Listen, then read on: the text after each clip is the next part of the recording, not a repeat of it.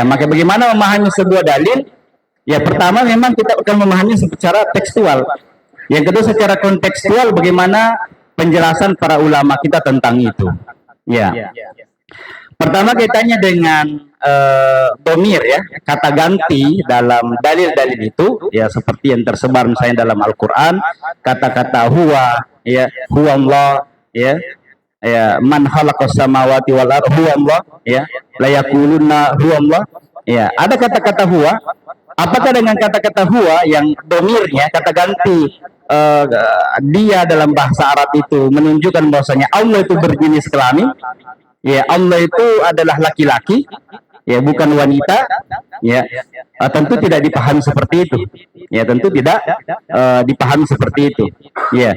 Tetapi juga banyak, ya, dalil-dalil dalam Al-Quran yang datang dengan domir seperti itu, yang mana itu menunjukkan bahwasanya bukan itu jenis kelaminnya, ya, bukan jenis kelaminnya. Bahkan kata-kata layalin, ya, kata-kata malam dalam Al-Quran itu datang dalam teks layalin, tapi itu ternyata ulama tafsir kita menjelaskan itu juga bisa bermakna siang. Ya, karena itu kita tidak boleh memahami dalil itu secara tekstual saja. Sebut misalnya dalam surah Al-Fajr, ya, wal fajr walayalin asyr, demi waktu fajar dan malam-malam yang 10. Itu kentara sekali, jelas sekali kata-kata layalin itu adalah malam. Ya, tapi ternyata Imam Ibnu Katsir dalam menafsirkan ayat itu bahwasanya yang dimaksud di situ adalah 10 hari pertama, ya, Zulhijjah.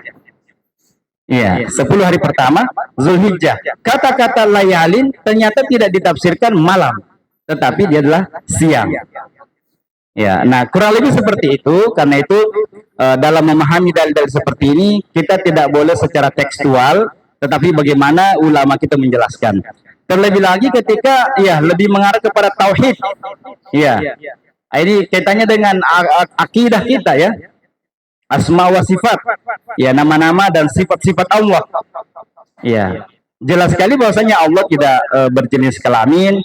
Allah Subhanahu wa taala meskipun disebutkan dalam Al-Qur'an punya tangan, punya mata, tetapi sama sekali Allah itu tidak bisa disamakan dengan makhluk. Ya, seperti misalnya yadullahi fawqa aydihim, tangan Allah di atas tangan-tangan mereka. Maka jangan kita bayangkan bahwasanya Allah punya tangan dan tangannya Allah itu sama dengan tangannya makhluk. Ya, tangannya Amir, ya, tidak boleh seperti itu. Ya, kenapa? Ada kaidah mengatakan al-istiwa'u, seperti misalnya bagaimana Allah itu di atas arsy, ya.